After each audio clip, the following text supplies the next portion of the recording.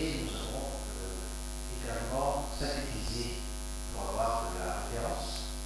Nous avons synthétisé par le procédé Sogel de la silice, par le procédé Sogel de l'acide hydraulique. Donc pour avoir de la silice pure qui a servi de référence pour les analyses. Et on a trouvé donc ici les types caractéristiques de la silice. On a trouvé dans l'échantillon ici brut, déjà brut, donc politique sorte, et on peut voir également donc, dans les profils classiques. Pareil pour les matériaux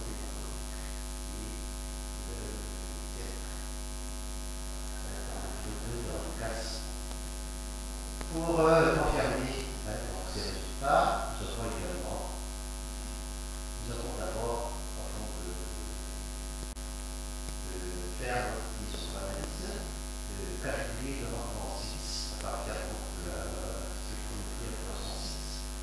Et nous avons trouvé effectivement dans le cas échantillon 85,5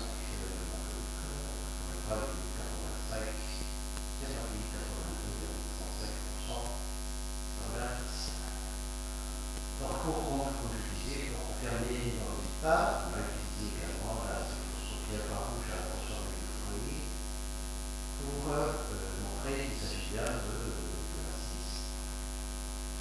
Et d'abord, on a pris donc, le spectre filière de la silice synthétisée par Sogel.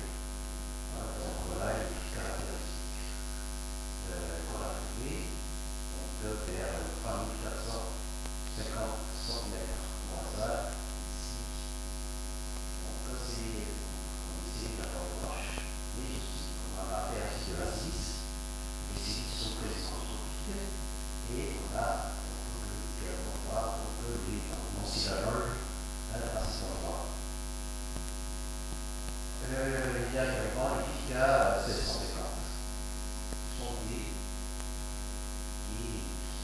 formation de niveau ou de la silice hydrophilique. Et on peut le voir également dans cet endroit, les carbonamorphes, c'est-à-dire les résidus carboniques, qui sont causés par l'aromatiques carbonique. Et enfin, les pics correspondant aux pics caractéristiques de la silice qui se trouvent dans cette zone. Donc les pics carboniques dans le sang, il y a 450. Donc ce sont des pics, des empreintes digitales de la silice amorphe en filière. Donc voilà ce qu'on a trouvé au fabriquer de l'échantillon. Pourquoi cela montre pour la pierre de la silice, puisque on retrouve donc le pic que j'ai montré tout à l'heure. Donc pour ici, on le brut, et ici, bon, c'est ici à la fin, après calcination de hydrofluore, de la silice pure. Pareil pour les zénons. Et ça, on retrouve les différents de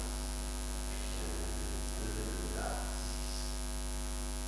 Donc en discussion, on peut encore valoriser les bactéries qui sont actuellement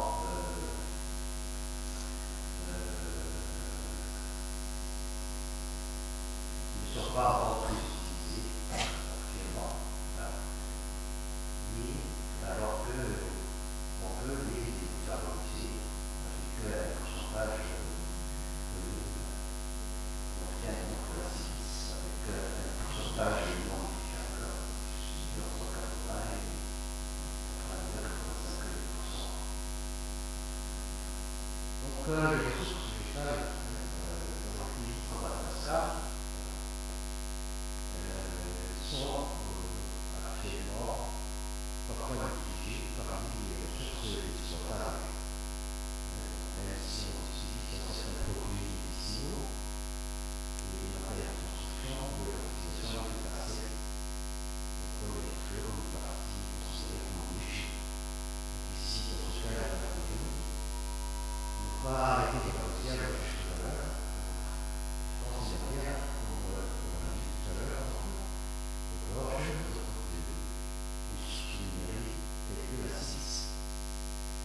dernier, dans votre dossier, je vais vous montrer quels sont les potentialités et trois champs de la silice.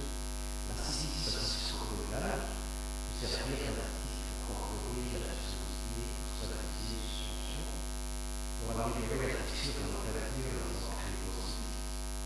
Les nanoparticules silice ont une sorte d'actif pour les métaux, comme l'or, le platine, le nickel. C'est un matériau absorbant pour la concentration de la production. Ça peut servir également de support pour les médicaments. Notre application chimique dans l'électronique, nous savons le silicium, parce qu'on peut extraire le silicium dans la il est utilisé dans la semi-conducteur, la fonderie, il y a également la solution thermique.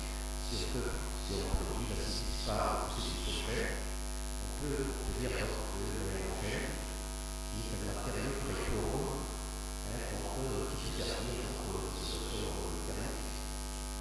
Il y a la capture également des caoutchoucs. On peut utiliser la solution de charge minérale. Et en particulier à Madagascar, le gaz extrait de source locale comme le sable, l'argile, l'acier, peut être utilisé pour les tons performants et agricoles pour réaliser des filtres. Pour la production de matériaux isolants, pour fabriquer des peintures artisanales, pour la catalyse, également, du fusil de chaleur, ainsi que servir de support, on utilise également pour la roue, par exemple, la colonne, généralement de la silice.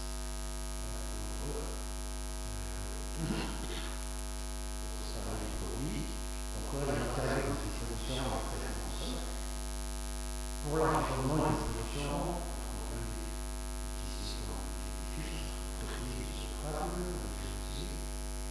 pour la société,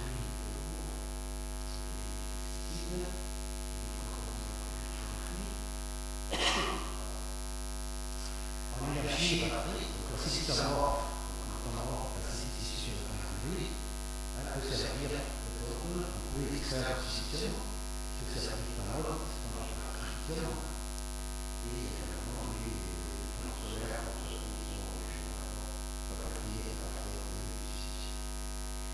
En cosmétique, l'huile, l'emballage artificiel, l'emballage résistant, ou des excipients dans l'agriculture, également, on peut utiliser la silice pour améliorer la résistance au stress des plantes, pour la rigidité des tiges et pour la production des feuilles. On peut l'utiliser comme insecticide naturel également par rapport à la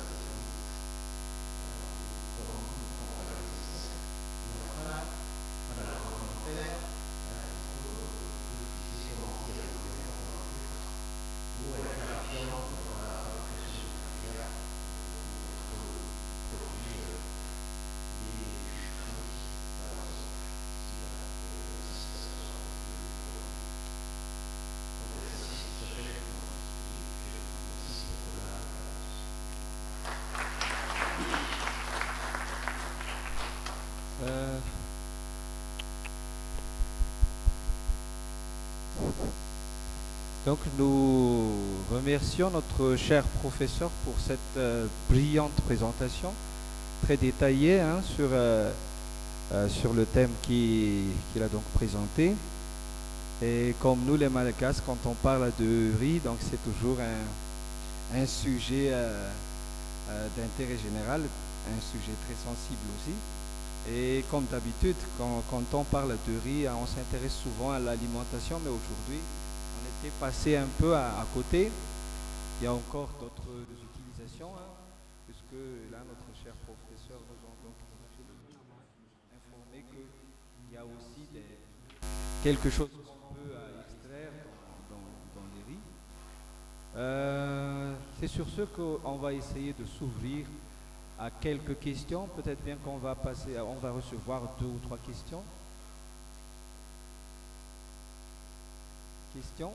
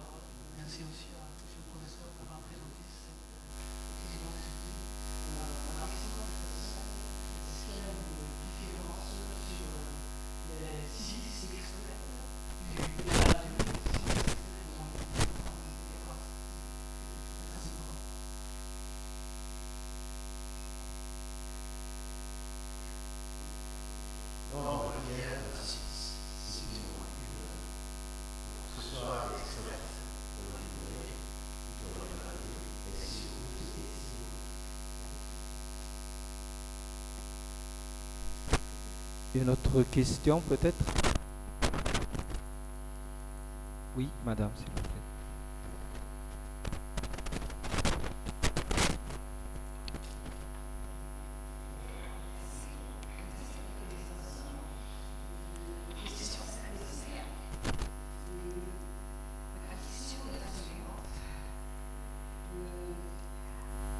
Est-ce que vous avez collecté ces trois variétés dans le même endroit? C'est-à-dire, avant de faire ces analyses, est-ce que vous avez collecté ces trois variétés dans les mêmes endroits?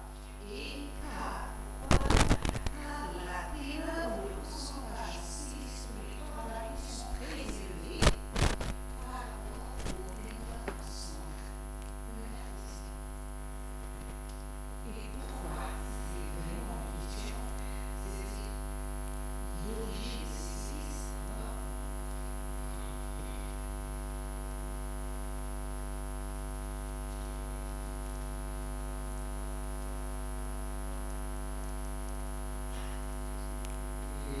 Micro, s'il vous plaît.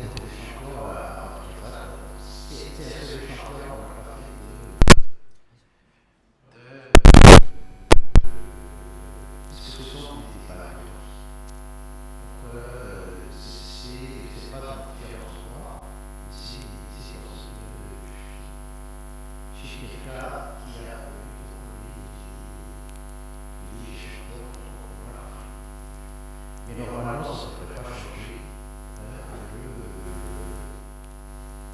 Le pourcentage, généralement, des assises, parce que le pourcentage que généralement consistait à 89 à 95%. Généralement, dans les maladies. Ils sont donc ce sont la partie organique dans les maladies. Donc ce sont généralement des séquences des satellites. Il paraît, donc lorsqu'on coule, les satellites et les séquences sont coulées. Ça ne devrait pas changer. Également, c'est pas, comme vous avez vu, c'est pas très loin dans les trois différents. Le pourcentage.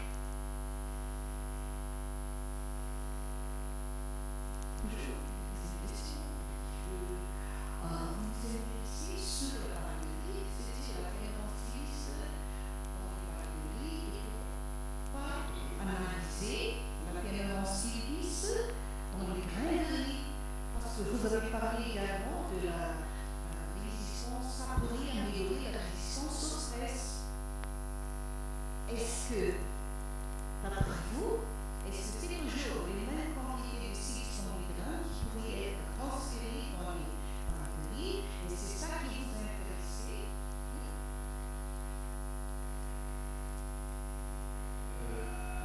Comme on a pris comme exemple les baladeurs, donc moi je n'ai pas fait d'expérience sur les grains. Donc peut-être que ce serait une autre expérience pour savoir si on pense à la 6 pour la catégorie, comme on l'a dit. Et voilà, donc c'est l'autre expérience. Parce que j'ai fait quelques images. Et pourquoi il y a encore d'autres, il y a beaucoup d'autres plantes qui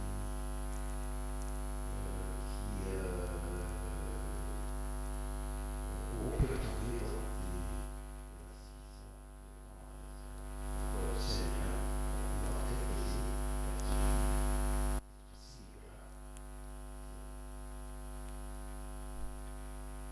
Donc nous vous remercions également pour cet échange très fructueux. S'il n'y a plus de questions, peut-être bien, j'ai une question. Est-ce que le process de l'isolation de la silice, est-ce que ça coûte combien, juste pour avoir une idée, puisque vous avez utilisé tout un processus chimique, est-ce que c'est coûteux ou c'est comment? c'est pas c'est la psychologie qui est la suite. Ce qui peut être pour c'est l'énergie. Parce que il faut chauffer, il faut calciner, etc. Et ça, c'est une autre solution. Tout également, c'est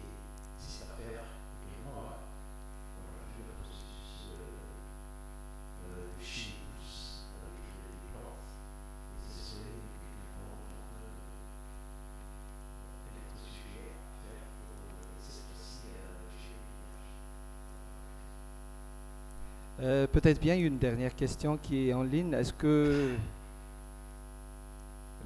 la personne qui veut intervenir, oui, professeur, vous avez la parole, professeur Rawil Ndebloul. Votre micro n'est pas activé, s'il vous plaît.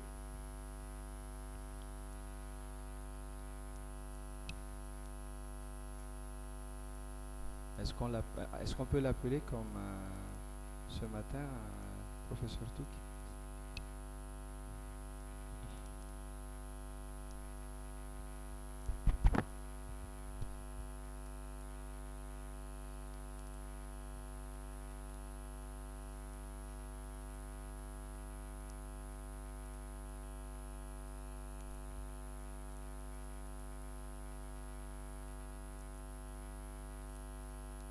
C'est bon, vous pouvez parler maintenant.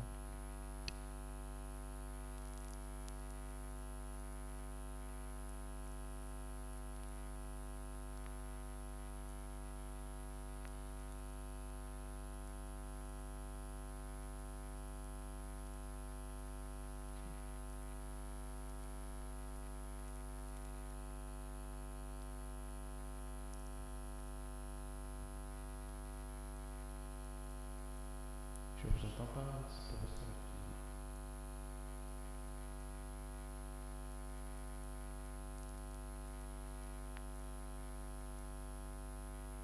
Je propose qu'on va continuer sur la présentation suivante.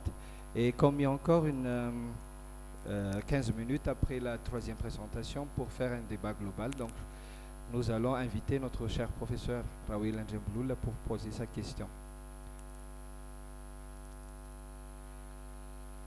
Okay, vous pouvez prendre place, cher professeur.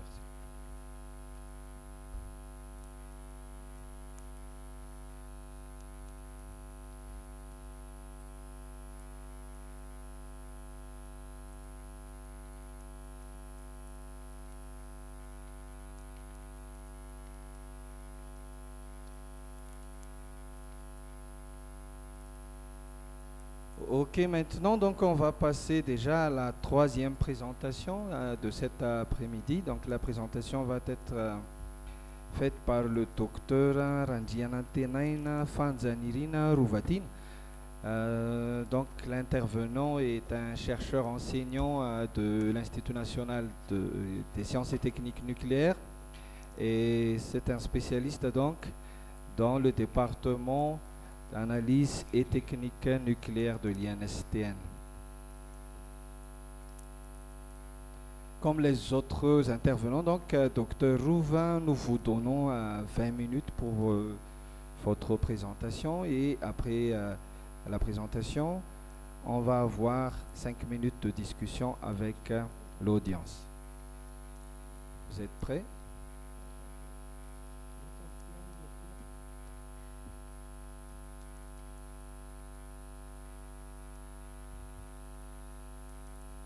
Vous avez la parole, Dr Rouf.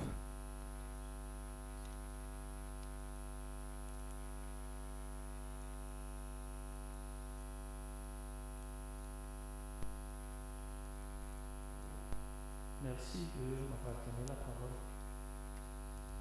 Bonjour tout le monde.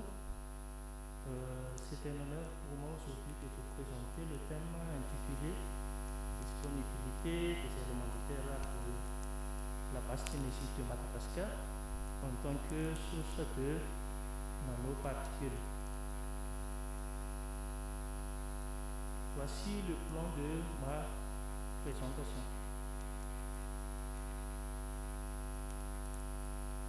Les nanoparticules sont des matériaux dont au moins une dimension se situe entre 1 et 100 nanomètres. À cette échelle, les matériaux présentent souvent des propriétés physiques, chimiques et optiques différentes de celles observées à l'état massif. Cette particularité est due à leur grande surface spécifique et à des effets quantiques qui deviennent significatifs à l'échelle nanométrique. Grâce à ces caractéristiques uniques, les nanoparticules jouent un rôle essentiel dans l'enfoncement des technologies modernes et le développement de l'application. L'une de ces applications est l'énergie, c'est-à-dire comme les aimants permanents qui est utilisé pour les moteurs électriques et éoliennes. Il y a aussi les convertisseurs catalytiques et les phosphores pour l'éclairage et les écrans. D'où vient cette énergie? Cette énergie que je viens de dire vient des éléments de terre rares comme le lantane, le cérium, le néodyme.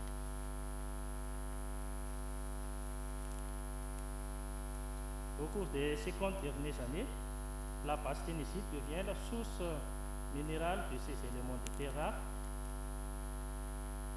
Et notre pays, Madagascar, il fait partie des pays qui contribuent à l'approvisionnement mondial en terres rares et possède des gisements de minerais de terres rares.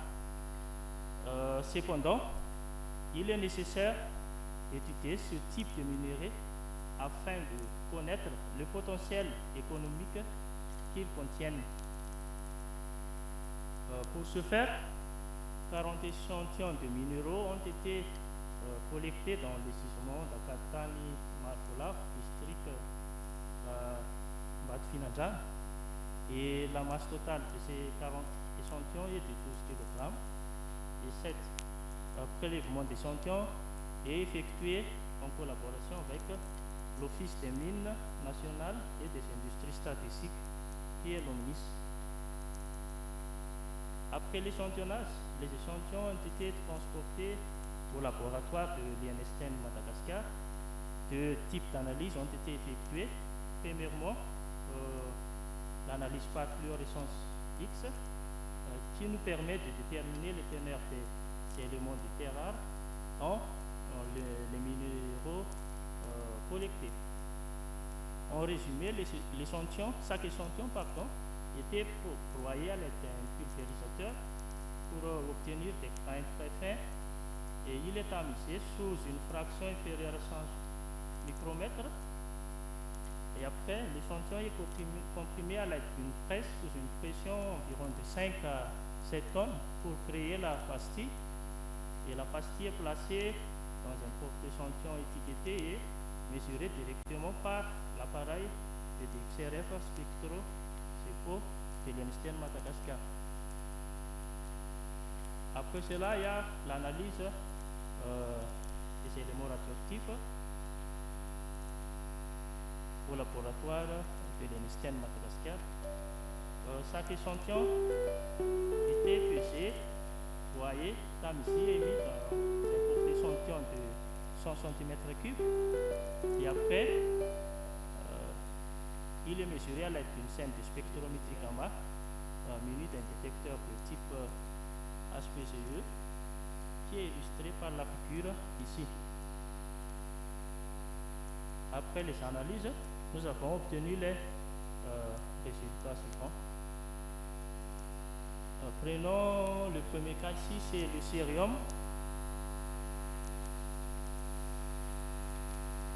Voilà, c'est le cérium.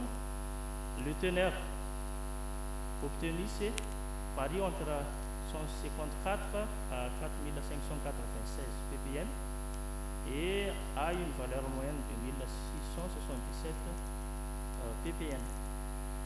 Prenons le cas des éléments radioactifs, l'uranium. On a obtenu des valeurs comprises entre 2 et 59 ppm avec une valeur moyenne de 17 ppm. Après l'obtention de ces teneurs, on a obtenu les proportions. Prenons le cas du cérium. Les proportions du cérium dans les échantillons varient entre 33% à 52% et ont une moyenne de 44%. Pour le cas de l'uranium, c'est entre 0,002 à 0,0059 avec une valeur moyenne de 0,002%.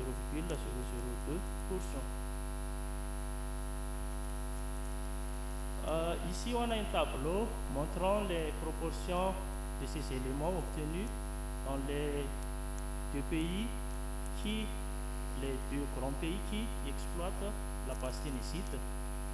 Prenons le cérium dans le cas de Mountain Pass, États-Unis, on obtient une proportion de 49%, et pour le cas du Guyana en Chine, c'est de 50%, et pour le cas de l'uranium, on a une valeur 0,002% dans Mountain Pass en États-Unis.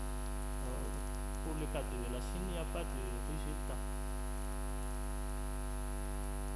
En comparant cette valeur obtenue par rapport aux valeurs trouvées en États-Unis et en Chine, on voit que la proportion moyenne du lanthan est comprise dans les proportions trouvées en Chine et en États-Unis.